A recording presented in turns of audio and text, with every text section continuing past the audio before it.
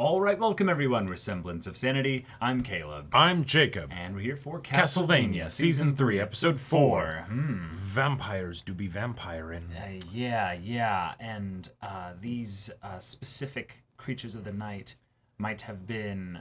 wait, let's reset this. I don't know what you're talking about. Yeah, no, that was a lame start. That was a really lame start. I'm like trying to spin off it. I'm like, no, they're not. They're not. So let's redo that.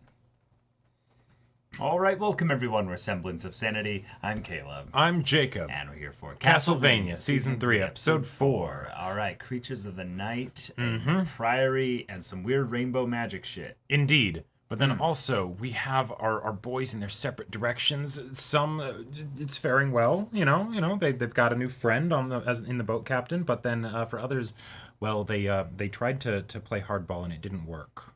No, and then they got their balls not so hard. They got them kind of beaten in. Yeah. Hard. So, you know.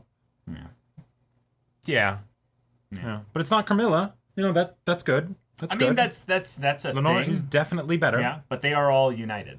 They are, indeed. So yeah. No way you're gonna turn them against each other. Yeah. Not They form a quartet. Indeed. And they use that exact word, I'm pretty sure as well. I believe they did do that. So yes. You're kind of fucked, Hector. But not in the good way. Not in the good way. Not in the good way at all. But Trevor and Sypha are gonna fuck shit up in that regard once they figure out what's going on with the priory and all that. Yep. So let's find out as well, and maybe we'll catch up with Alucard. Indeed. Maybe. So y'all, without further ado, let's get into this. Tucker. Don't worry, this is I'm just wine, not getting used blood. to saying names again. How long have you been here on your own?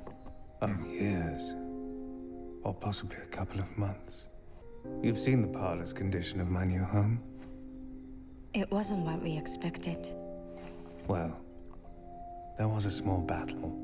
It must have been a legendary battle. Mostly just desperate and sad.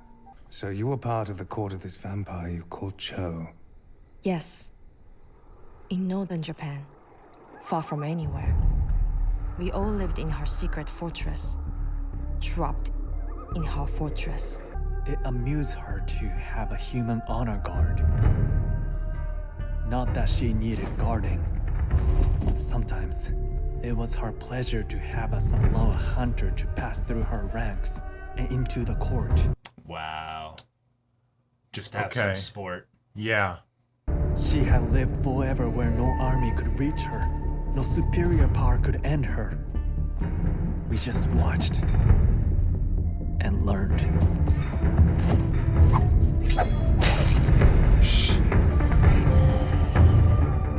Or is that just part of the power play?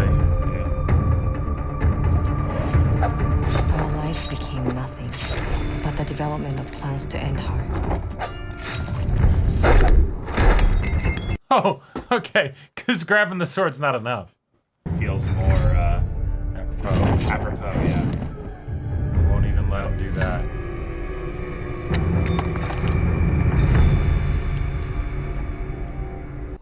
Cool story. You need instruction. Perhaps one or two new weapons? Maybe learn a little magic?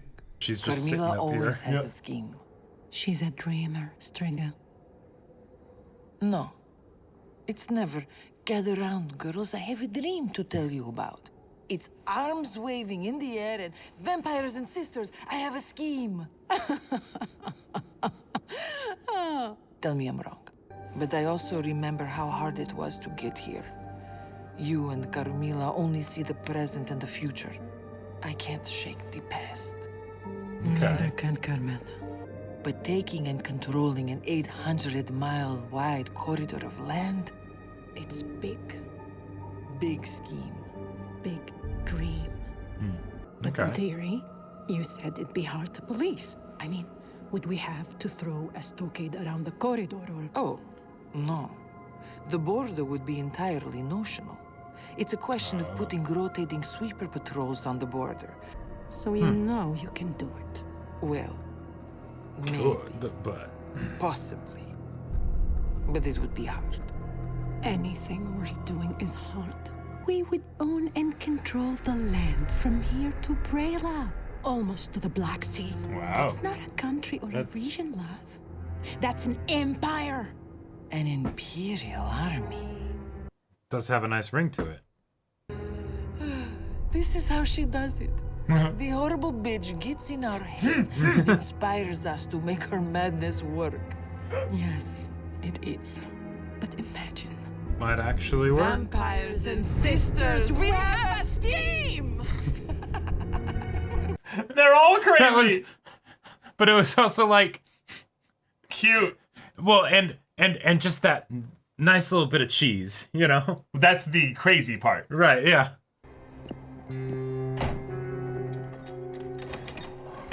Prior Salah, I thank you again for this opportunity and this insight into your fascinating new philosophy. I wish you would stop talking to me like I'm insane, Saint-Germain.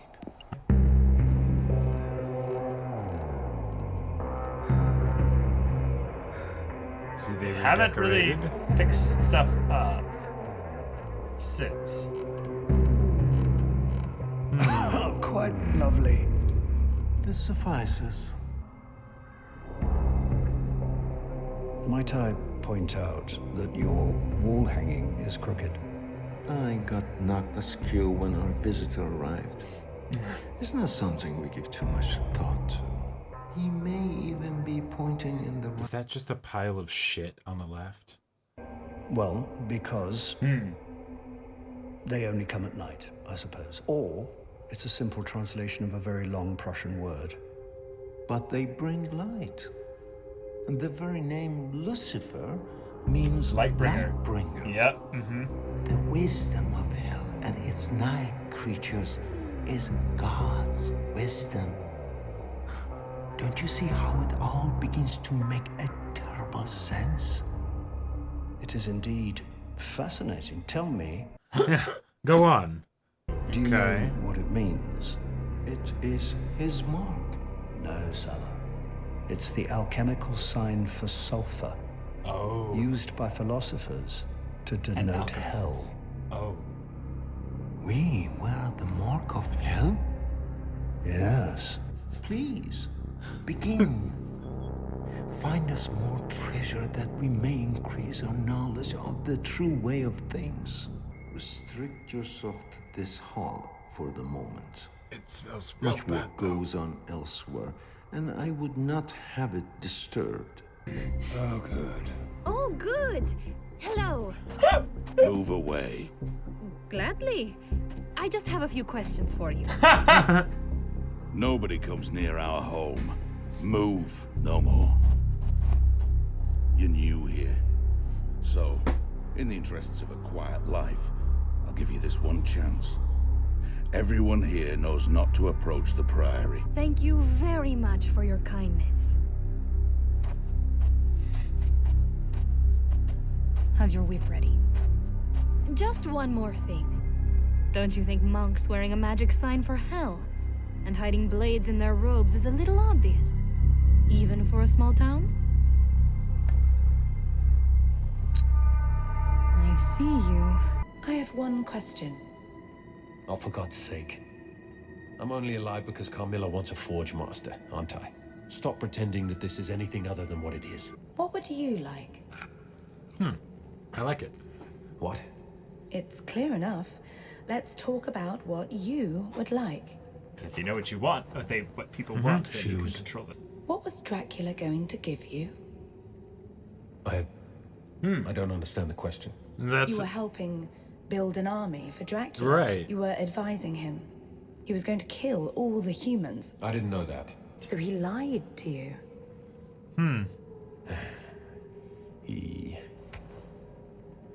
He withheld.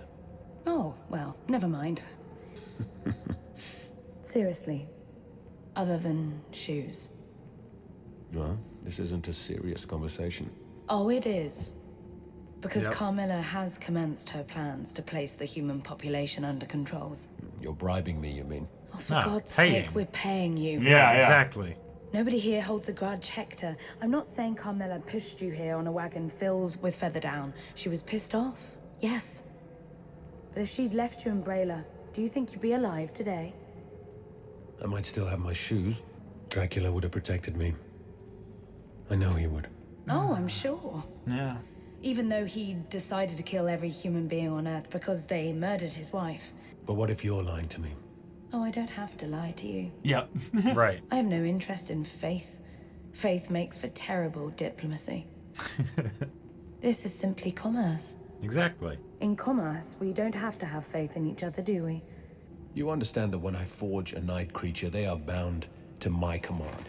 Their loyalty is to me. Well, maybe we'll talk about that another time. Until then, I'll get you some shoes.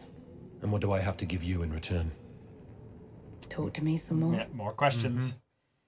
I can't promise a nice pair. So long as they don't have holes in them. Oh, so now you're a fucking aristocrat. And now they're bantering. Yeah. Damn. Like, Oh, she tells him up got front him. what she's doing, and she still gets what she wants. Yeah. Good done. Go, go, go, go, go, go, go, go, go, go, go. Oh, cannons.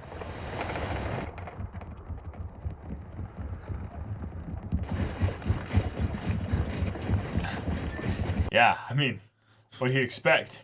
Right. You have nothing to fear from me. We're just leaving. No. No? No. You will not enter Genoa. Get back on your ship with your monstrosities and leave. I mean, the ship just left. Ship's gone. I stopped praying and devoting myself, and I hadn't even noticed. Wow. What a monster I have become. You don't want me to be a monster right here in your nice port, do you? We drive you and your filthy creatures into the sea if we have to. We know what's been happening in Wallachia. It will not happen here. I cannot believe this is happening again. It's absurd. I just can't. Why do I keep doing the same thing and expecting a different result? Isn't that the definition of insanity? That's... Oh, damn! Holy shit! That is a one-liner. Yeah. There you go. And another.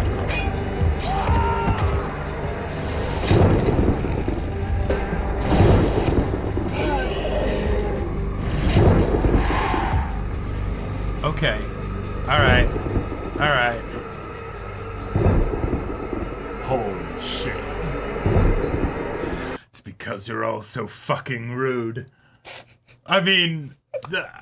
All right, very relaxed episode. We got ourselves some backstory from Taka and Sumi. We learned a lot more about the vampire lord or lordess or lord, yeah, she that ruled that area. The vampire badass. Yeah. Yeah, she they're currently hunting her. They don't believe she's necessarily dead.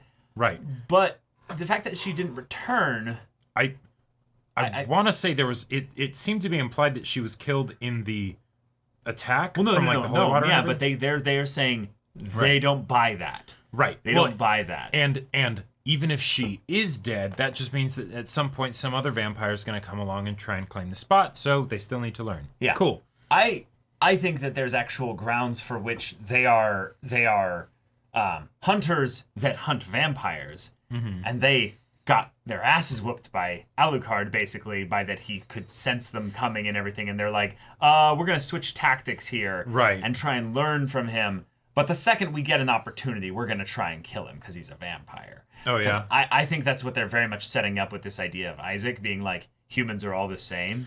Oh. Is that these are humans that are literally vampire hunters to hunt a specific vampire, though. Not you.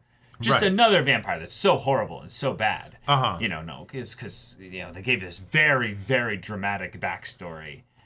Oh yeah, no, I believe 100%. I fully believe too. Yeah, well, and I mean, if they are trying to go to betray Alucard, really, it wouldn't be hard. Well, right, but it also wouldn't mean much if it was because they were lying about the whole thing. Well, no. It wouldn't be about. That's the thing. It has nothing to do with that. It's the idea that just like Lenore, there are a lot of words that they don't have to lie. They just have to make Alucard believe that. And in the same way, all Lenore has to do is make him believe that the only thing she's getting out of this is him being a Forge Master. Well, there's other things she could get out of this that is not just him being a Forge Master. Like that little detail of the night creatures being loyal to you, Hector. That is something that you should be very possessive of and very hold that close, because that's the reason why you're going to be still alive once you make a whole bunch of forge. Exactly. A whole bunch of forged creatures and stuff like that. That's why she's getting sent in and not Striga. Yes. So great, cool. Right. And if, because she wasn't part of the conversation with Striga and what's her name? Marana. Marana, yeah. Yeah. So she might have a different view on things still, right? Yep. And if that's the case, then it would make sense that she would want there to be specifically maybe a bit more loyalty from Hector to her than to the rest of the sisters. But could be. What she said of like, hey, Carmilla, yes, she was, she dragged you here in chains, right? Mm-hmm. But you probably would have died back there anyways. She was pissed off. There's no reason why we can't get along now. Yeah. Even our interests are aligned. The very thing you were wanting from Dracula is the thing that we're trying to do. There was a lot of what would I say? There are a lot of moments in this episode where the characters kind of said the same things in different places and times, and that's something we have to be very careful of because it can make your characters sound like they're all speaking with the same voice. But it can also feel like a theme. It can also feel like a theme where you're having the story focus on a specific thing, and I think that humans, not just vampires, or not just humans, but people in general. They don't have to lie. They don't have to deceive, basically, to force people to get what they want. Right. Isaac, in this case, is telling the truth. And he's not getting what he wants here. Nope. And lying wouldn't get him what he wants either, but they're assuming he's lying. They do not buy the truth there. Right. So, you were dumped here in a populated city when they could have dropped you off at a port anywhere else where there weren't humans, really. Yeah. Maybe your ship can't easily go into port and you might have to do the dumb kind of slow thing of ferrying through. Right. And then Isaac's all surprised when he's like, am I insane? Like, well, no, but yes, right. You are, but not for the reasons you think. Yeah, exactly. That whole whole exchange is wonderful. Isaac is a very wonderful character in how he's completely separate from the rest of the cast, right? Completely separate. And yet he owns the spotlight all on his own, Like, it's just, it works. It works, and it's wonderful to see. Yeah. Sypha and Trevor kind of awkwardly bumblefuck into the Priory's guards in the most, like, if we approach from the back, they won't see us. And I was like, why aren't you going at night? Yeah. Why aren't you, like, literally trying to hide? Why aren't you, like looking from the distance first to be like, what can we see? Yeah. And then, like, slowly, like, incapacitating the guards one at a time and, like, moving them in a specific... Hell? Well, okay. Ironic, but if Sypha had just done the exact same thing as Saint Germain, and just been like, hey, I know shit, Yeah, like, but that was why they weren't doing this. This was Trevor's idea. Sypha's like, why couldn't we just ask questions? Like, no, that's not what I do. But as far as the idea of, like, okay, them not going in and starting a fight immediately, I liked the idea that it's we are supposed to actually report back to the guy. So, we'll not do anything now. Go back to the judge and be like, hey, there's a bunch of magic there. They got the symbol for hell there. They're carrying weapons and all that stuff. We learned a lot. We didn't get inside. Exactly. And yes, you were right to be concerned, Yes. So that was cool. And Sypha's whole thing of like, speakers are really good at figuring out when people have weapons and might be reaching for them. So... because they also need to work on that. They're the masters of the cloak. Exactly. And they don't have anything hidden under their cloaks. Maybe, a library. Magilu would be jealous, but, like, nothing that, crazy, nothing pointy. In a very literal sense, you merely adopted the robes. We were born in it, molded by it. But I loved the way in which Sala, the cultist leader, mentioned of like, whoa, sulfur, the other word for hell.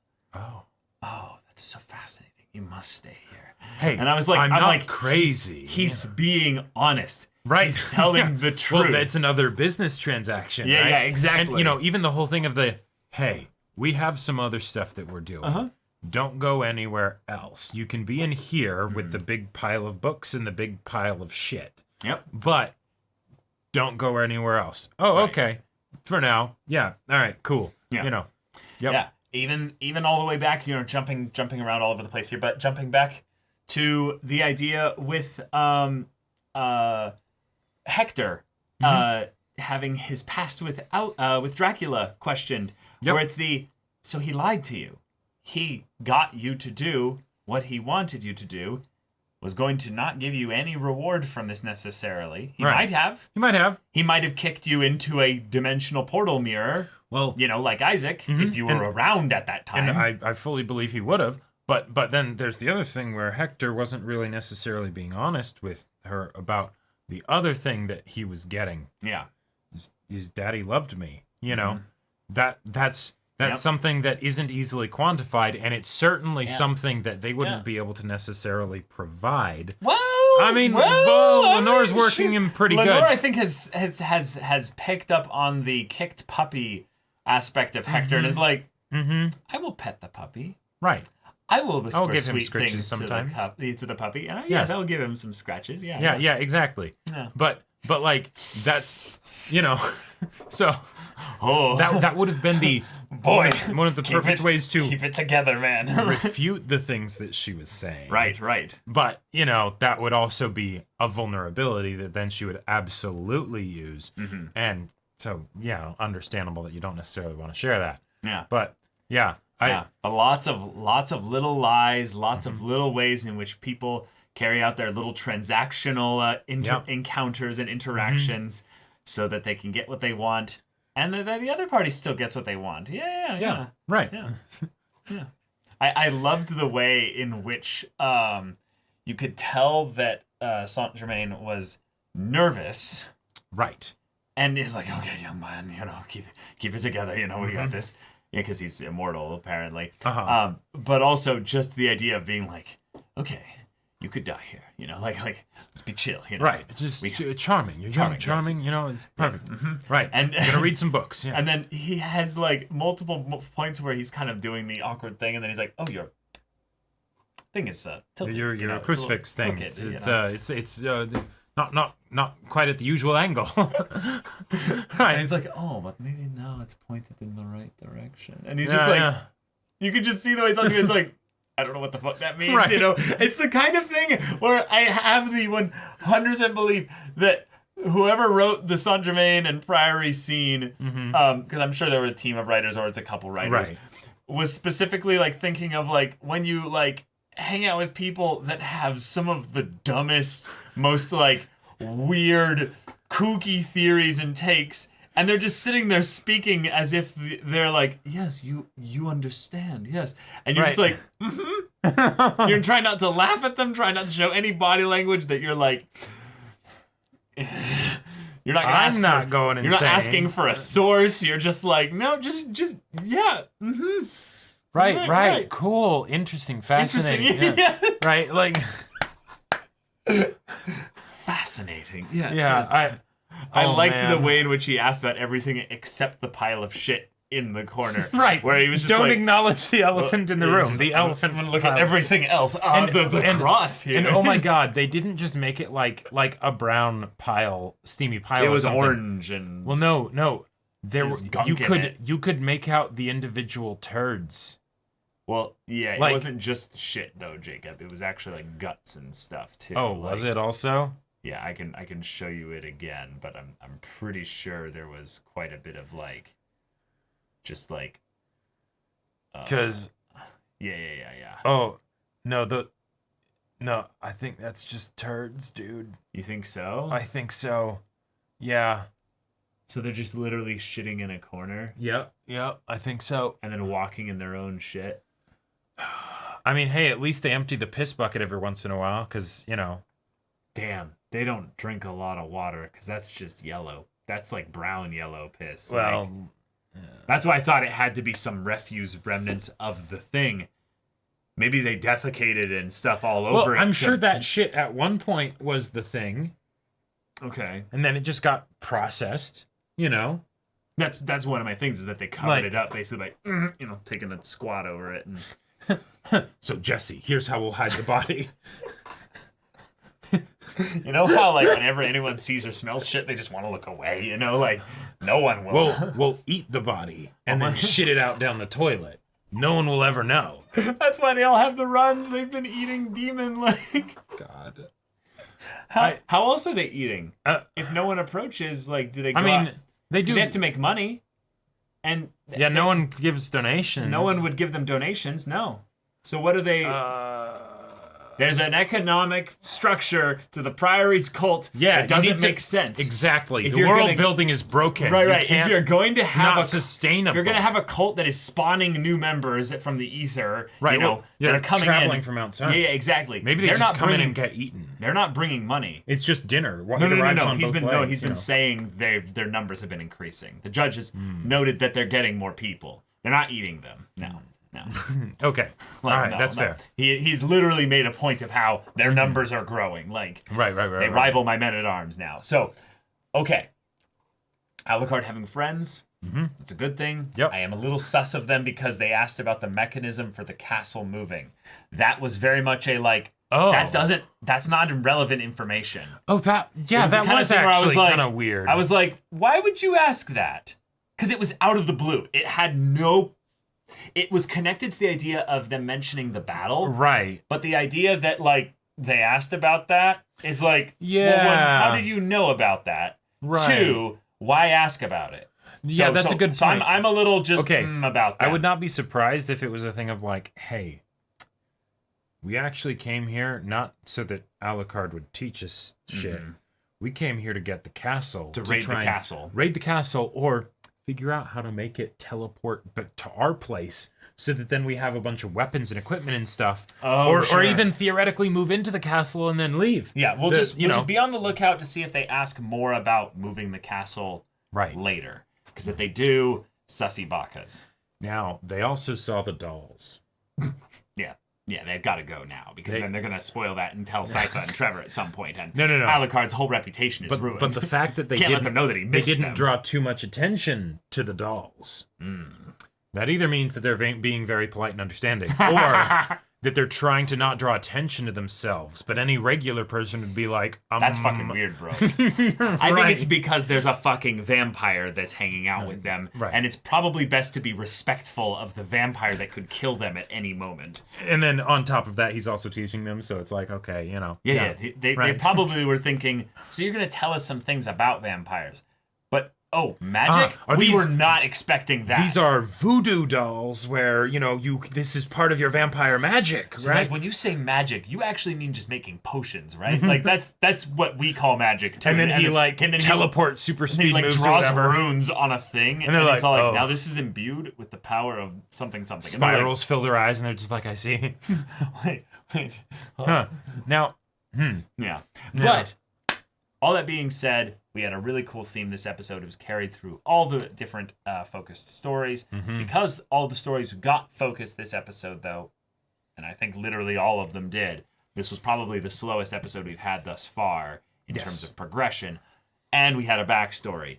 That's okay, but keep these on like the one and then have a little bit of acceleration and then do like one or these. I think have a couple episodes of acceleration because Well, and also, even though I absolutely adored the Lenore Hector conversation, diplomacy and salesmanship basically is not something that moves quickly, So I could also see that being something where in the future, now that he's kind of on board, there won't need to be as many details shown of that, even though I personally love the details and would not mind. Yeah. All of that. But yeah. Lenore is quickly climbing the ranks as far as like my favorite of the new characters. Even though I absolutely adore Striga and she's badass and awesome. And we got Striga and Morana confirmed as a couple. Indeed. And they've been a couple for a long time. And they're really they really like each other. I also liked the detail of Striga being one of the vampires like Lenore. Is it Lenore or Lenora? Lenore. They don't have claws on their fingernails, whereas Morana does. An interesting thing that separates the vampire quartet into twos. Carmilla and Morana seem to be a little on edge with each other, and they're the ones with the claws. They're the ones that maybe have the ambition. The other two are kind of like, we definitely have ambition, but we don't make ours be shown by our appearance as much. It comes out when we talk, it's something that's carried inside. Sure, definitely for Lenore. Well, definitely for Lenore, but I almost feel like that's that for Striga as well, because she said, I can't escape the past. And you can't observe the past. You can't. You have to talk about it. You can maybe remember it, but that's not something that's directly observing it or anything like that. Well, right, but that's also not something that's then able to be, you can't, through your observations, share anything. It has to be coming through from speech. So I feel like Striga's past is something that's very important. Gotcha. In terms of her characterization. Because there were elements of her characterization that I was like, oh, she's different when she's in like lovey-dovey hangout. Yes, exactly. And flirting talk. I loved the bit of her talking about how even though she doesn't like what Carmilla's doing, she's like, damn it, it's working. Like, you know, like giving us ideas, and then we're like, yes, let's do that. You know, it's like, shit. Oh wait, no, the shit's in the corner of the priory. And then she has a Yasha moment and feels this thing on the back of her neck. And it's like straight up, yeah, like the Yasha vibe is very strong in a very good way. Yeah. And her introduction of just sitting there at the top of the tower, just legs off the edge and everything. It's like that's a vibe. That's a vibe. Like if I was a super powerful vampire that was you know thick as you know a tree trunk, you know, and all that, I would absolutely sit at the very top of my super castle or whatever, you know, and just be like, yes, I get to feel the bitter cold of the wind on my face, you know, and just look over the mountains. Like that'd be pretty hard to beat. That'd be pretty you know, good, yeah. But shoes are nice too. Shoes are nice too. Yeah. But y'all, thank you so much for watching this episode's reaction and discussion. If you want to see the next episode's reaction and discussion right now, though, go check out the link in the description below for our Patreon. You can get an early access there. You can watch full-length timer reactions there, and all this comes with Discord access, so you can chat with us in the community there about this show, about animated shows in general, and also be sure to check out our Twitch channel. We do streams every weekday. The info's in the description. Yeah, so if any of that interests you, we'll see you there. But until then, we're Semblance of Sanity. I'm Caleb. I'm Jacob. And we'll see you all next time.